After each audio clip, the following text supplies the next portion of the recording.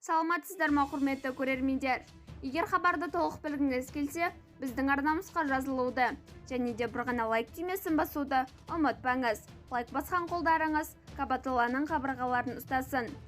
Сәуір айына Қазақстан Республикасы бойынша консультативтік ауа райы болжанады, деп хабарлайды Қазгидромет РМК баспасөз қызметі. Сәуірде күннің ұзақтығы артады, одан әрі күн жылынады. Қазақстанның солтүстігінде сәуір айының бірінші 10 күндігінде орташа тәуліктік ауа температурасының 0 градус, ал еліміздің оңтүстігінде плюс 10 градус, тұрақты 10 мәндерге ауысуы байқалады.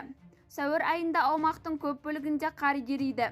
Бір ай ішінде республика аумағында барикалық түзілімдердің ауысуына байланысты жылы, ашық күндерде, салқын, бұлтты күндерде болады.